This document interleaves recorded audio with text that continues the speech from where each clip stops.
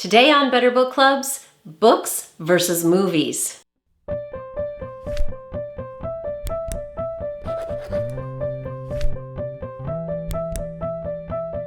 You often hear people say nobody's reading anymore, and that's absolutely not true.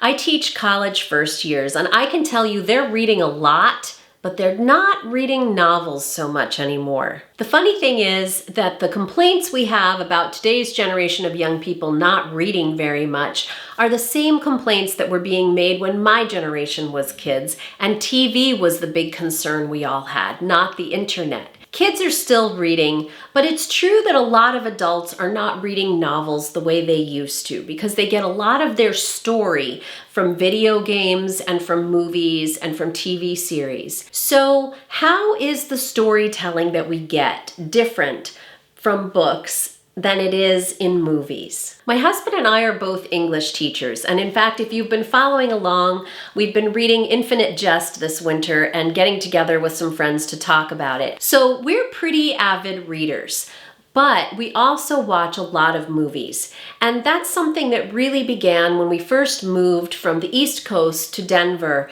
when we were fairly early in our marriage, and when we got there, we didn't know anybody. The combination of that, kind of really not having a whole lot of people to hang out with on the weekends yet, and also the fact that at the time Denver had 3 terrific art movie houses, meant that we went to the movies pretty much every weekend, and sometimes even twice in a weekend. We saw a lot of movies, and we got a kind of habit of enjoying watching them together and then talking about them. Later, we moved back to the East Coast, and we started a family, and so when we had little kids, we couldn't go out to the movies very often.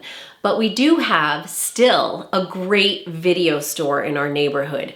And so we would walk up to the video store, and still do, and take out a video and bring it home and watch it. So both movies and the kinds of TV series like Mad Men and Weeds and The Americans that we've enjoyed over the years deliver story as books do. And I have a whole other video on the power of story and why we are compelled to both tell and listen to stories. But beyond that, I think there are some really big differences in the way we receive story and process it and what we get from the stories in movies versus the stories in books. I don't think that one really replaces the other. One thing I really love about books is that reading them is a private experience. They really depend on your imagination. And so the book that you kind of create in your head when you're reading is really uniquely yours. It's different from the book that somebody else is creating in their head, even as they're reading the same book. Whereas when you go to a movie together, you're experiencing the imaginative part of it, what it looks like and sounds like, and how people are interacting with one another and what the setting is, are all being experienced in a much more homogeneous or similar way to the other people who are also watching the movie.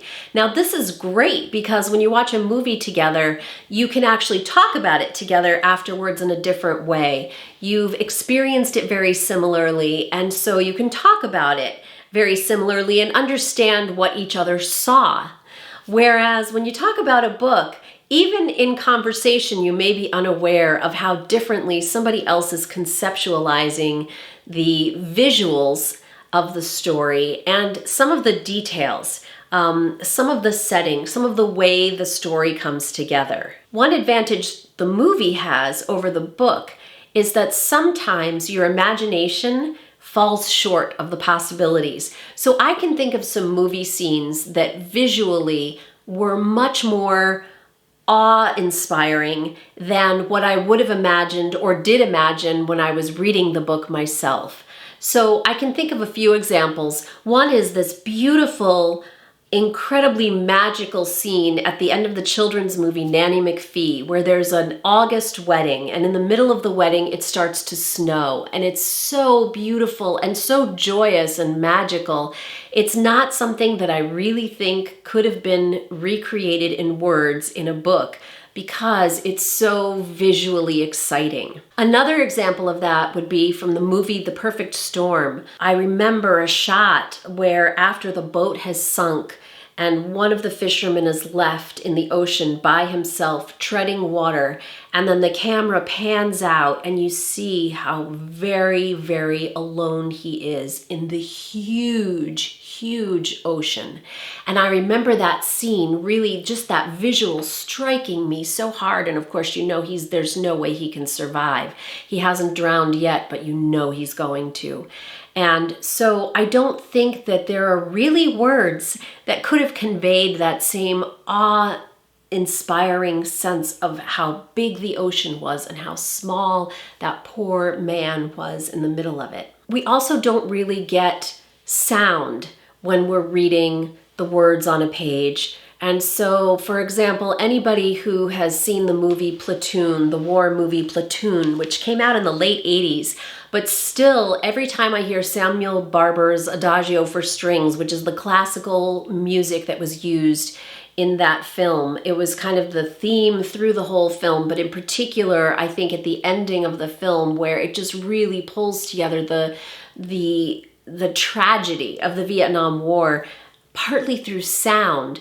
Again, something that you just wouldn't get in reading the book. So there are some things that movies can do to actually broaden our imagination. One advantage that books have over movies is the simple technology of them. So you can pick up a book and carry it anywhere with you. I mean, if it's a big book, maybe it's a little bit more cumbersome, but you don't have to worry about batteries or plugging a cord in or having access to the internet. The book is there with you no matter where you want to go. In fact, I can remember when we were traveling as young college students, I had a friend who was sharing a book with someone, and they'd had a paper bag. They were just ripping pieces of it apart to share with one another, and then they would leave it behind for the next person so they didn't have to keep carrying it.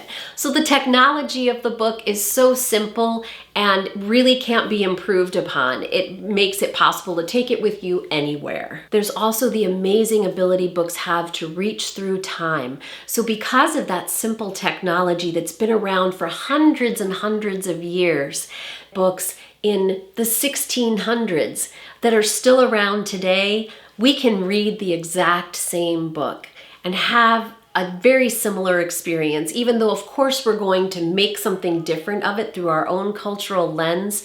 We can read the exact same book that our ancestors read. That's probably not going to be true of movies. A good book lasts a lot longer than a good movie, and because of that, a movie, of course, when it's being made from a book, is compressing a lot of information into only 2 or 2.5 hours, so you know how much is missing. The entertainment value may be great in those 2 hours, but then it's one and done. The social experience of going to the movies together, buying popcorn, sitting together, watching the previews together, going out afterwards and talking about the movie, that's all something that's a shared experience. It's not quite the same when you sit with somebody on the couch, even if you're reading the same book.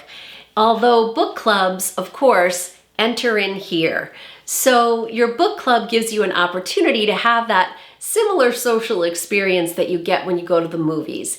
And I hope you and your book club have some of those same rituals around talking about books that we get from the pleasure of going to the movie theater together. A lot of times people will say, oh, the book is always better than the movie.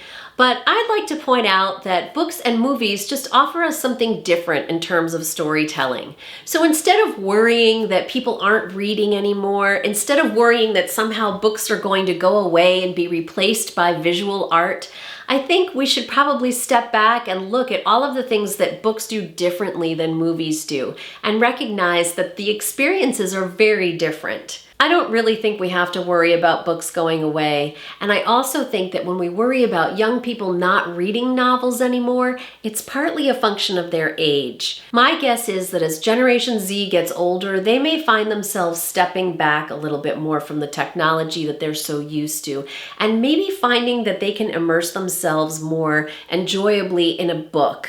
A longer book, a novel. I think they're also, when they raise the next generation of children, probably going to be a little bit stricter about social media use and when they give their kids smartphones, because they've been the generation that has really experienced some of the dark undersides of technology use as a child and a teenager. And it's very possible we're going to see a resurgence of reading when that happens. I'm not worried about books going away at all. I'm interested in the ways in which we get stories differently and the different things we get out of books and visual media like movies. But I really think books are here to stay. If you like what you see here, please subscribe, and I'll be back soon with another episode of Better Book Clubs.